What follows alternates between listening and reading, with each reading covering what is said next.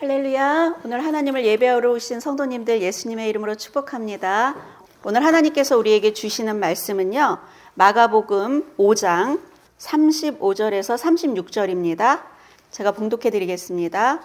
아직 예수께서 말씀하실 때에 회당장의 집에서 사람들이 와서 회당장에게 이르되 당신의 딸이 죽었나이다. 어찌하여 선생을 더 괴롭게 하나이까? 예수께서 그 하는 말을 곁에서 들으시고 회당장에게 이르시되 두려워하지 말고 믿기만 하라 하시고. 아멘. 오늘은 두려워 말고 믿기만 하라라는 제목으로 하나님의 말씀을 나눠보도록 하겠습니다.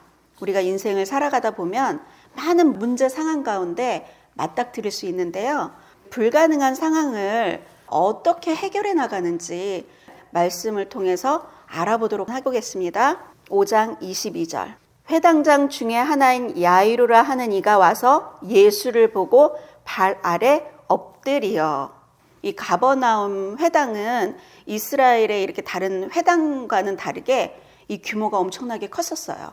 근데 그 회당의 지도자예요. 그 회당의 지도자가 예수님 앞에 나와서 발 아래 엎드린다는 거예요.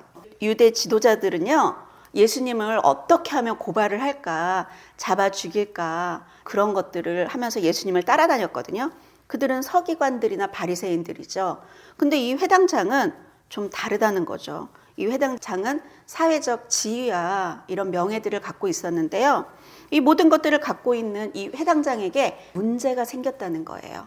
근데 이 회당장은 이 문제 가운데 어디에 나왔냐? 우리 사람들은 왜 문제가 생기면, 어려움들이 생기면요, 세상 사람들은 뭐 의지하는 것들이 많잖아요. 어떤 사람들은 뭐 무당을 찾아가기도 하고, 어떤 사람들은 뭐 술을 마시고 뭐 도박을 한다거나, 여러 가지 사람마다 해결도 되지 않는 무언가를 찾아 나서죠. 그런데 이 회당장은요, 누굴 찾아왔냐면 바로 예수님을 찾아왔다는 거죠. 그런데 이 예수님을 보고 어떻게 했냐면 발 아래 엎드려 있을 수 없는 행동을 한다는 거죠. 이 회당장은 모든 걸 갖고 있는 사람이에요.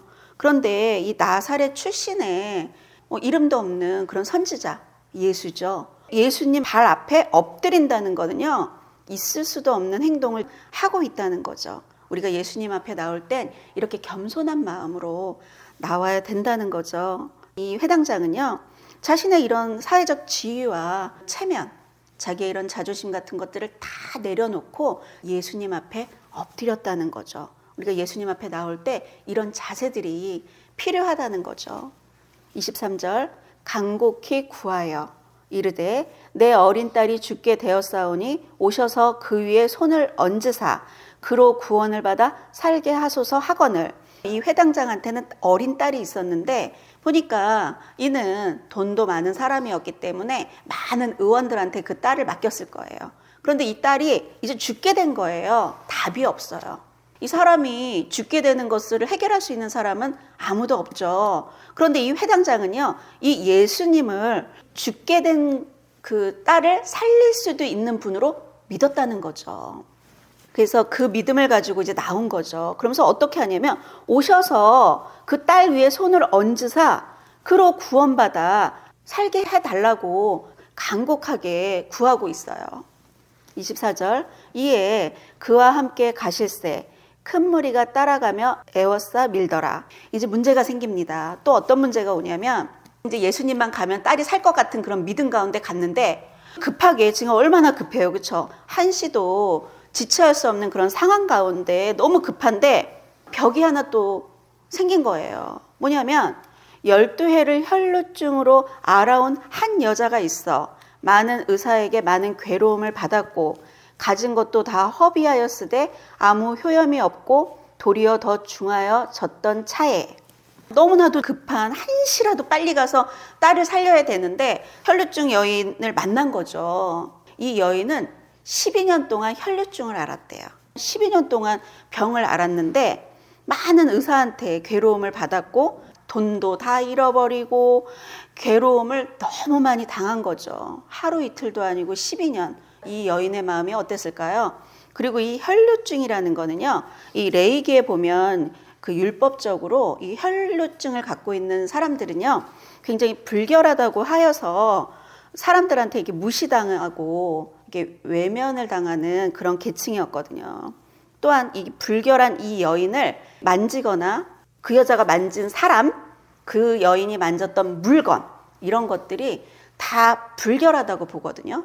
그럼 누굴 만지면 안 돼요. 사람을 만져도 안 되고 물건도 만져도 안 돼요. 이런 사람들은 격리되어 살게 되죠. 그럼 격리되어 살다 보니까 외롭겠죠. 관계들은 다 끊어지고 사람들의 손가락질 받으면서 하루 이틀도 아니고 10여 년을 그렇게 살아왔던 여인이에요. 이 여인이 돈도 다 잃고 사람들한테 다 격리돼서 모든 관계도 다 끊어지고 사람들한테 손가락질 당하고 이렇게 살아오다 보면 소망이 다 끊어지죠. 그렇게 살아왔던 이런 여인이었는데 이 여인이 27절에 예수의 소문을 들은 거예요. 예수의 소문을 듣고 무리 가운데 끼어 뒤로 와서 그의 옷에 손을 대니. 이 여인한테 어떤 믿음이 있었냐면요. 28절 내가 그의 옷에만 손을 대어도 구원을 받으리라 생각함일러라. 옷에 손을 대면 안 돼요. 이 불결한 여인은요. 사람한테 손을 대도 안 되고 이렇게 물건에 어떤 손을 대면 안 되는데요.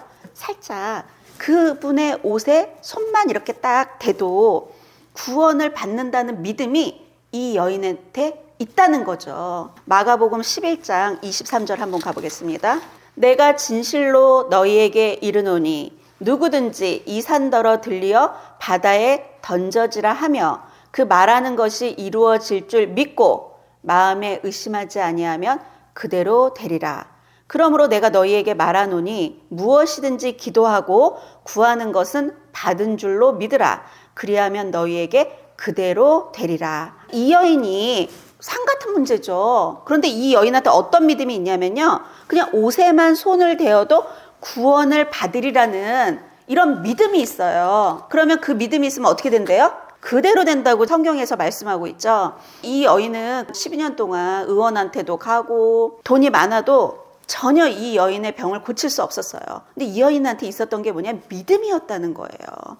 이 믿음으로 이 여인은 손을 댄 거예요. 그랬더니 29절 이에 그의 혈루 근원이 곧 마름에 병이 나은 줄을 몸에 깨달으니라. 완전히 혈루의 근원이요 말라버렸어요.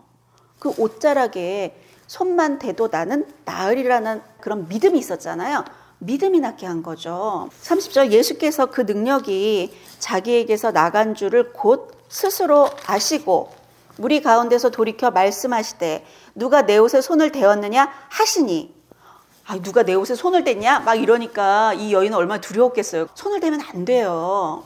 31절 제자들이 여짜오되 무리가 에워싸 미는 것을 보시며 누가 내게 손을 대었느냐 물으시나이까. 예수께서 이 일을 행한 여자를 보려고 둘러보시니. 33절 여자가 자기에게 이루어진 일을 알고 두려워하여 떨며 와서 그 앞에 엎드려 모든 사실을 여쭈니. 이 여인은요 아까 예수님께서 이 말씀을 하시기 전에 29절에 혈루 근원이 말랐다는 걸 알았어요. 그렇죠? 자기가 나았다는 걸 알았죠.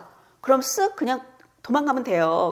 이 여인은요 그렇게 할 수도 있었거든요. 그런데 예수님 앞에 나온다는 거죠. 예수님 앞에 나와서 이 여인이 무엇을 얻게 되는지 한번 보시겠습니다. 34절 이 여인은 그냥 병만 나을 수 있었거든요.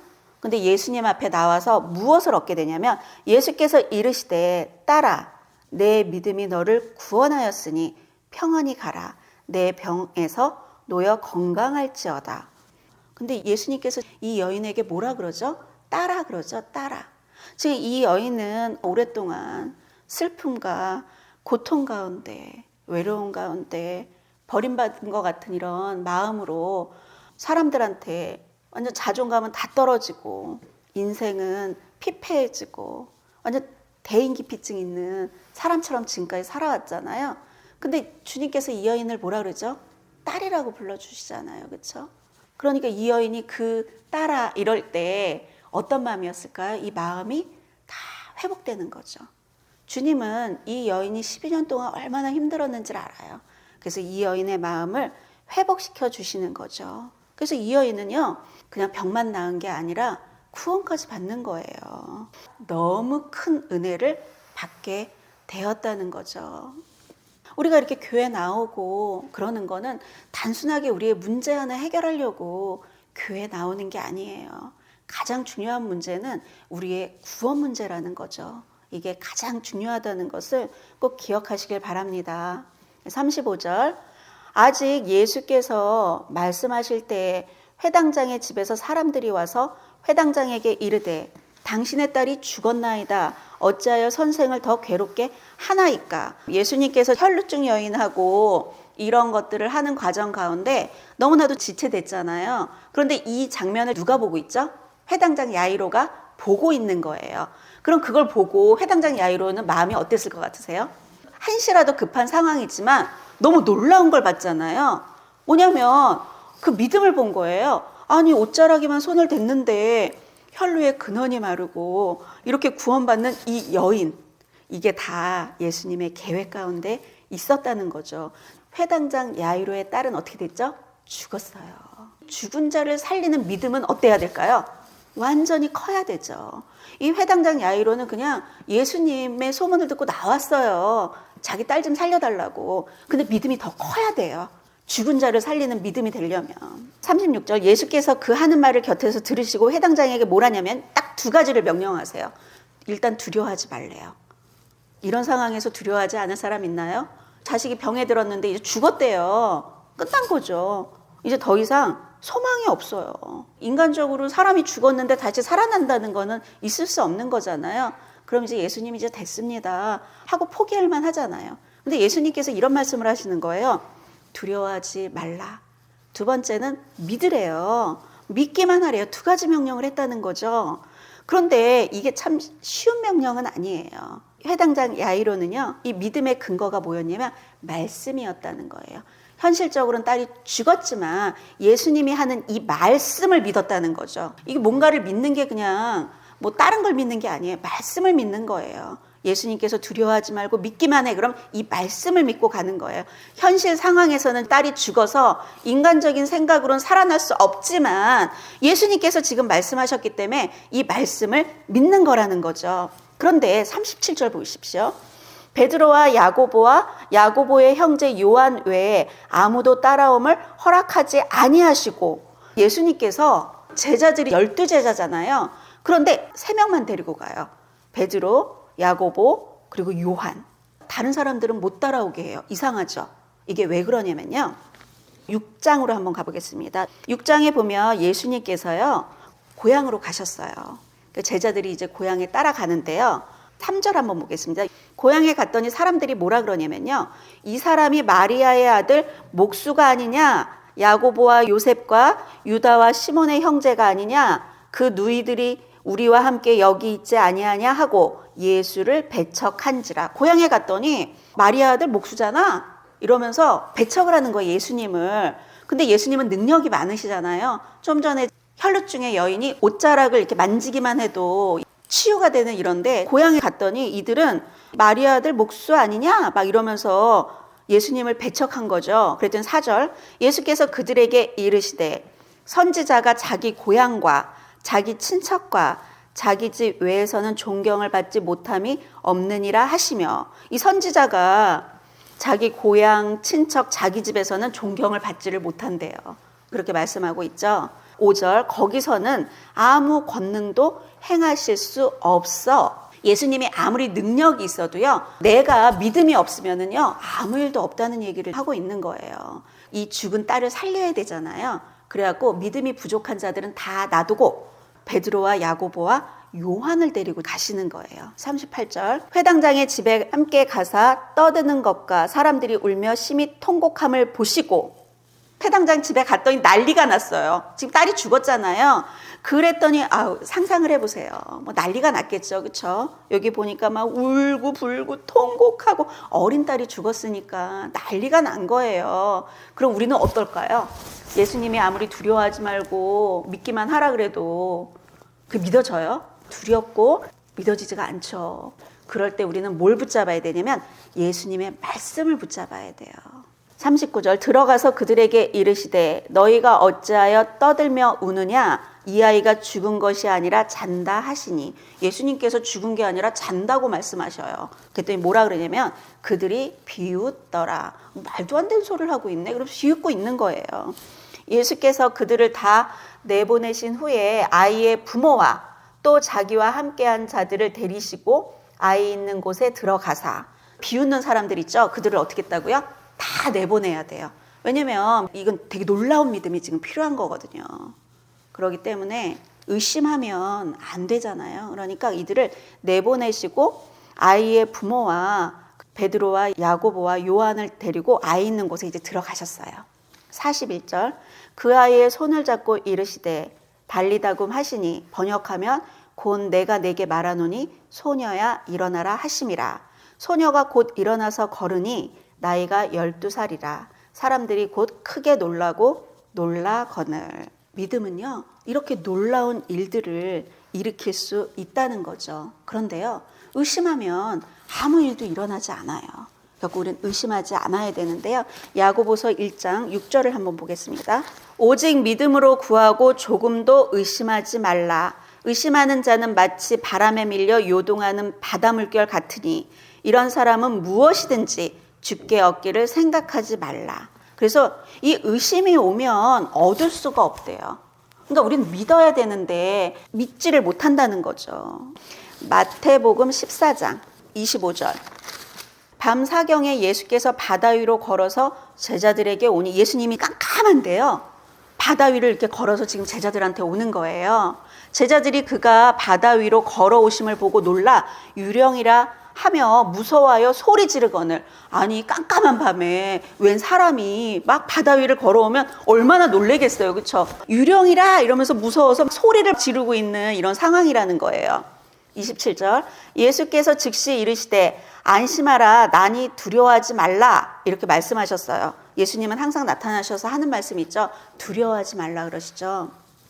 베드로가 대답하여 이르되 주여 만일 주님이시거든 나를 명하사 무리로 오라 하소서. 와 이건 진짜 너무나도 창조적이지 않아요? 어떻게 이런 생각을 할 수 있을까요? 그렇죠? 베드로는 역시 수장답죠. 무리를 오라고 하래요.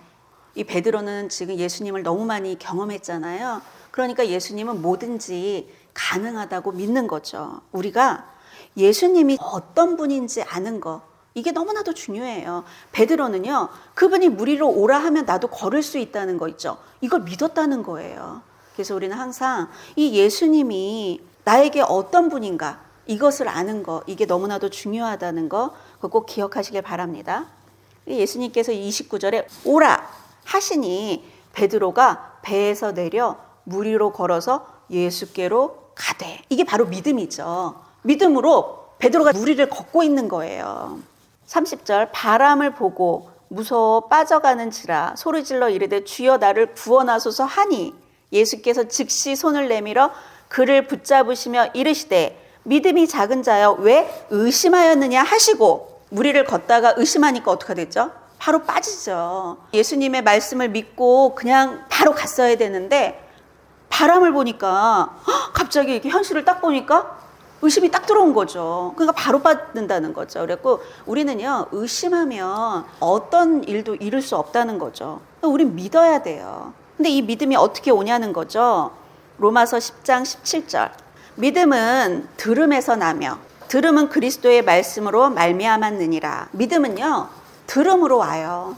하나님의 말씀을 들어야지만 믿음이 온다는 거죠. 믿음이 없이는 우리도 아무것도 할 수 없어요. 그러니까 믿음이 와야 돼요. 그렇기 때문에 우리가 이렇게 하나님의 말씀을 듣기 위해서 오늘 이렇게 그 예배 가운데 왔죠. 우리가 세상에 나가갖고 놀고 이럴 때는 믿음이 올 수가 없죠. 그래갖고 우리가 예배에도 오고 집에서 성경책도 읽고 설교도 계속 듣고 그러는 이유는 뭐냐면 그 믿음 때문에 그래요. 이 믿음이 와야지만 하나님의 그런 뜻들을 이룰 수 있는 거죠. 믿음이 없이는 우리는 살아갈 수가 없어요. 믿음이 오려면 하나님의 말씀을 자꾸 들어야 된다는 거죠.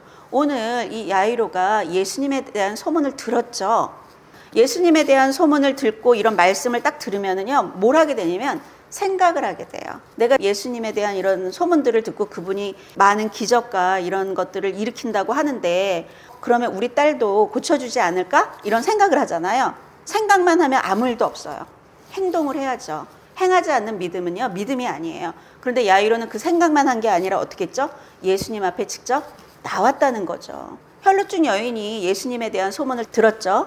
그런데 그래, 그분이 나를 고쳐줄 수 있을 거야 생각했죠. 옷자락만 만져도 나을 수 있다는 그런 행동, 가서 행동을 하지 않았으면 아무 일도 없다는 거죠. 행동하지 않는 믿음은 믿음이 아니라는 거죠. 이 믿음은요, 엄청난 역사들, 죽은 자를 살리고 12년 동안 이제 소망이 없던 여자를 일으키잖아요. 이 믿음은 엄청난 역사를 일으켜요. 그렇기 때문에 이 마귀는 그걸 알아요. 우리의 믿음을 끊임없이 우리를 흔들어 놓으려고 한다는 거죠. 요한복음 10장 10절을 한번 보겠습니다. 마귀를 뭐라 그러냐면요, 도둑이라고 말하죠. 도둑이 오는 것은 내 인생을 도둑질하고 죽이고 멸망시키려는 것뿐이요. 마귀가 끊임없이 내 인생을 도둑질하고 죽이고 멸망하려고 온다는 거죠. 그런데 우리는 속절없이 걔한테 속아서 맨날 끌려다닌다는 거죠. 내가 온 것은, 예수님께서 온 것은 양으로 생명을 얻게 하고 더 풍성히 얻게 하려는 것이라. 야이로가 예수님 앞에 나왔잖아요. 생명을 얻게 하고 더 풍성히 얻게 하려고 하시는 거죠. 야이로는 딸을 좀 살려달라고 그 문제를 갖고 나왔어요. 그런데 그 가정이 어떻게 됐을까요? 하나님의 구원 가운데 들어갔다는 거죠. 우리는 작은 문제를 하나 가지고 나왔지만 하나님은 더 큰 계획을 가지고 있다는 거죠.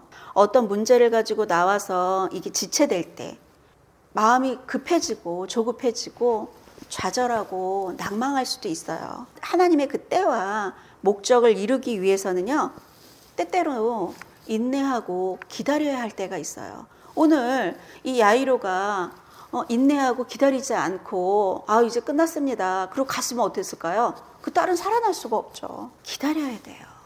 우리가 하나님의 이런 구원을 보려면 기다려야 된다는 거죠. 마귀는 지금도 끊임없이 하나님의 은혜를 누리지 못하게 하기 위해서 우리를 계속 도둑질하고 있다는 거 분명히 기억하셔야 됩니다. 창세기 3장 1절 한번 보겠습니다. 하나님의 말씀을 의심하게 만들고 있는 과정을 한번 보겠습니다. 이 악한 영은요, 끊임없이 우리가 말씀을 의심하고 너 현실을 봐 이렇게 자꾸 하죠. 말씀을 계속 의심하게 지금 만들고 있는 뱀이 어떻게 지금 하와를 유혹하고 있는지를 한번 보겠습니다. 3장 1절. 뱀은 여호와 하나님이 지으신 들짐승 중에 가장 간교하니라. 뱀이 여자에게 물어 이르되 하나님이 참으로 너희에게 동산 모든 나무의 열매를 먹지 말라 하시더냐. 그러면서 자꾸만 의심을 집어넣어요. 여자가 뱀에게 말하되 동산 나무 열매를 우리가 먹을 수 있으나 동산 중앙에 있는 나무의 열매는 하나님의 말씀에 너희는 먹지도 말고 만지지도 말라 너희가 죽을까 하노라 하셨느니라. 뱀이 여자에게 이르되 너희가 결코 죽지 아니하리라. 계속 하나님의 말씀과 다른 얘기들을 계속 하고 있죠. 그런데 하와는 그걸 계속 듣고 있죠. 우리는 뭘 들어야 되죠? 믿음은 들음으로 오죠. 이런 마귀의 말을 자꾸 듣다 보니까 믿음을 잃어버리죠. 우리는 하나님의 말씀만 들어야 돼요. 그래야지 믿음이 오는데 마귀의 말을 자꾸 들으니까 의심이 들어오는 거죠. 너희가 그것을 먹는 날에는 너희 눈이 밝아져 하나님과 같이 되어 선악을 알 줄 하나님이 아심이니라. 여자가 그 나무를 본즉 먹음직도 하고 보암직도 하고 지혜롭게 할 만큼 탐스럽기도 한 나무인지라. 여자가 그 열매를 따먹고 자기와 함께 있는 남편에게도 주매 그도 먹은지라. 아담과 하와는요, 이게 전 인류에게 죄를 가져오는 결과를 초래했다는 것을 이때는 모르죠. 이 악한 영은요, 우리에게 와서 계속 의심하게 하고 하나님의 말씀을 듣지 못하게 하고 그래서요, 믿음 가운데 살지 못하게 한다는 거죠. 오직 의인은 믿음으로 말미암아 사는데 우리가 이 믿음을 잃어버리게 하려고 마귀는 계속 나한테 와서 의심을 만들고 원망해라, 미워해라, 시기해라, 질투해라, 너 자신을 위해서 살아라, 성공해야지, 돈 벌어야지, 이런 걸로 계속 끌고 가서 믿음 가운데 하나님의 큰 뜻을 이루지 못하게 마귀는 계속 방해를 하고 있다는 거죠. 베드로전서 5장 8절 한번 보겠습니다. 근신하라 깨어라 너희 대적 마귀가 우는 사자같이 두루다니며 삼킬 자를 찾나니 너희는 믿음을 굳건하게 하여 그를 대적하라. 믿음 가운데 그를 대적해야 된다는 거죠. 걔는 끊임없이 우는 사자처럼 누굴 삼킬까? 어떤 사람을 삼키려고 할까요? 의심하는 자를 삼키려고 하죠. 그리고 그 미움과 원망과 시기와 이런 그 악한 영의 것들을 하고 있는 사람, 야, 네 내 자식이구나. 그러면서 그한테 들어가서 어떻게 할까요? 그의 인생을 도둑질하고 죽이고 멸망한다는 거죠. 그렇기 때문에 우리는 사단이 주는 이런 것들을요, 하지 말아야 돼요. 그런데 끊임없이 그런 행동들을 하고 있다는 거죠. 그렇기 때문에 하나님의 은혜를 받을 수가 없다는 거예요. 시편 51편 17절. 하나님께서 구하시는 제사는 상한 심령이라. 하나님이여 상하고 통회하는 마음을 주께서 멸시하지 아니하시리이다. 혈류증 여인이 어떤 마음으로 나왔을까요? 부서진 마음으로 나왔죠. 야이로가 그런 체면이든 이런 사회적 지위, 자존심마저도 다 내려놓고 어떤 마음으로? 부서진 마음으로 주님 앞에 나왔잖아요. 그러니까 멸시하지 않고 이런 사람들을 하나님은 기뻐하시고 도와주신다는 거죠. 그리고 우리가 예수님 앞에 나올 때 어떤 마음으로 나와야 되는지를 여기서 우리에게 가르쳐주고 있다는 거죠. 주님은요, 우리에게 뭐라고 말씀하시냐면요, 마태복음 11장 28절. 수고하고 무거운 짐진 자들아 다 내게로 오라. 내가 너희를 쉬게 하리라. 나는 마음이 온유하고 겸손하니 나의 멍에를 메고 내게 배우라. 그리하면 너의 마음이 쉼을 얻으리니 이는 내 멍에는 씻고 내 짐은 가벼움이라 하시니라. 우리가 수고하고 무거운 짐을 이렇게 지고 진짜 우린 살아가고 있죠. 근데 이런 것들을요, 다 주님께 맡겨야 돼요. 주님이 나에게 와, 내가 너 쉬게 할게. 쉼이 없으십니까? 주님이 지금 초청하고 계십니다. 수고하고 무거운 짐을 가지고 주님께 나아가십시오. 그러면요, 주님이 이 짐을 우리에게 가볍게 덜어주신다는 거죠. 그걸 경험하시는 성도님들이 되시기를 예수님의 이름으로 축복합니다. 그래서요, 우리는 어떤 고백들을 해야 되냐면요, 마태복음 16장 16절 보겠습니다. 시몬 베드로가 대답하여 이르되 주는 그리스도시요 살아계신 하나님의 아들이시니이다. 우리는 이런 고백들이 있어야 돼요.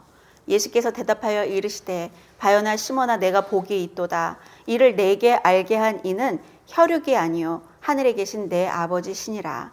또 내가 내게 이르노니 너는 베드로라. 내가 이 반석 위에 내 교회를 세우리니 음부의 권세가 이기지 못하리라. 이런 고백이 있는 사람들 있죠. 이거는 음부의 권세가 이기지를 못해요.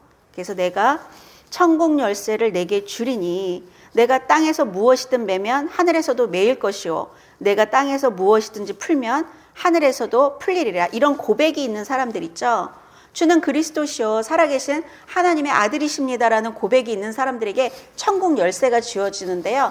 내가 할 수 있다면 할 수 있는 거예요. 내가 말하는 대로 된다는 거. 내가 묻고 푸는 그게 내 손에 있다는 거죠. 그걸 우리에게 주시겠다는 거죠. 요한일서 5장으로 가보겠습니다. 5장 1절. 예수께서 그리스도이심을 믿는 자마다 하나님께로부터 난 자니. 예수께서 그리스도이심을 믿는 자들은요, 하나님께로부터 난 자래요. 4절. 무릇 하나님께로부터 난 자마다 세상을 이긴대요. 세상을 이기는 승리는 이것이니 우리의 믿음이니라.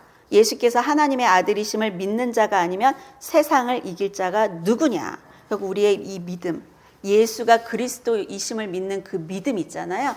그 믿음을 갖고 있어야지만 우리가 세상을 이긴다고 말씀하시고 있죠. 회당장 야이로, 혈루증 여인, 그리고 베드로, 이런 사람들을 보면서 우리가 이 믿음을 갖고 있잖아요. 우리가 그러면 이 태산 같은 이 문제가 해결될지어다 라고 하면, 그리고 그거 의심하지 않으면 그대로 된다고 말씀하고 있잖아요. 이런 문제와 이런 한계들이 사는 동안 계속 끊임없이 우리에게 올 수 있어요. 그럴 때 우리는 이걸 가지고 예수님 앞에 겸손하게 나와서 이 모든 짐들을 주님한테 맡기고 할 때 주님께서 우리에게 이런 문제들을 해결해 주시는 분이라는 거, 그거 꼭 기억하시고요. 예수님한테 하나님께서 무엇을 주셨냐면요, 빌립보서 2장 5절. 너희 안에 이 마음을 품으라. 곧 그리스도 예수의 마음이니 그는 근본 하나님의 본체시나 하나님과 동등됨을 취할 것으로 여기지 아니하시고 오히려 자기를 비워 종의 형체를 가지사 사람들과 같이 되셨고 사람의 모양으로 나타나사 자기를 낮추시고 죽기까지 복종하셨으니 곧 십자가에 죽으심이라. 이러므로 하나님이 그를 지극히 높여 모든 이름 위에 뛰어난 이름을 주사 하늘에 있는 자들과 땅에 있는 자들과 땅 아래에 있는 자들로 모든 무릎을 예수의 이름에 꿇게 하시고 모든 입으로 예수 그리스도를 주라 시인하여 하나님 아버지께 영광을 돌리게 하셨느니라. 예수님 이름 앞에 모든 것들이요 무릎을 꿇을 수밖에 없게 하나님께서 말씀하셨다는 거죠. 그래서 우리는 기도할 때 예수님의 이름으로 기도를 하잖아요. 예수님의 이름으로 구할 때 하나님께서 우리의 이런 모든 것들을 들어주신다고 지금 성경에서 말씀하고 있잖아요. 그렇기 때문에 우리는 예수 이름으로 우리는 이 악한 영도 대적하고 예수님의 이름으로 구할 때 그 예수 이름 앞에 모든 것들이 무릎을 꿇기 때문에 하나님 아버지께 영광을 돌리게 한다 그러잖아요. 11절에. 그러니까 이번 주에는 빌립보서 2장을요. 계속 읽어보세요. 이걸 읽고 하늘과 땅 아래에 있는 모든 것들이 예수의 이름 앞에 무릎을 꿇는구나. 내 힘으로 하는 게 아니에요. 하늘과 땅의 모든 권세를 예수의 이름 앞에 주셨기 때문에 그 분을 우리가 믿는 믿음으로 살아가야 된다는 거죠. 그분한테 가면 모든 답이 그분 안에 있다는 거예요. 그래서 예수 그리스도가 나의 인생에 무엇인지 나에게 어떤 분인지 그것을 내가 깨닫는 만큼 많은 것들을 우리가 누리며 살아갈 수 있다는 거 그거 분명히 기억하시고요. 어떤 상황과 환경 속에서 어떤 문제가 있으시더라도 꼭 주님 앞에 나와서 해결받으시는 성도님들이 되시기를 예수님의 이름으로 축복합니다. 믿음의 근거는요 말씀이에요. 어떤 상황과 환경이 있더라도 두려워하지 마. 믿기만 해. 이렇게 지금 우리에게 말씀하시는 거예요. 그렇기 때문에 어떤 상황이 오더라도 두려워하지 마십시오. 그리고 믿기만 하십시오. 의심이 오면 끊임없이 예수 이름으로 너는 끊어져 이러면서 믿기만 하십시오. 그러면은요 그 믿음대로 네가 믿으면 하나님의 영광을 보리라 말씀하시잖아요. 그리고 네가 믿은 그대로 될지어다 이렇게 말씀하시잖아요. 뭘 믿고 계십니까? 안 될 걸 믿고 있다면 안 될 것입니다. 그런데 이 예수님이 누군지를 알고 내가 그걸 믿는다면 그 믿으면 네가 하나님의 영광을 본다 그러잖아요. 그러니까 우리는요 한계가 없어요. 믿는 만큼 누리게 되는 거예요. 그래서 그런 믿음을 소유하신 성도님들이 되시기를 예수님의 이름으로 축복합니다.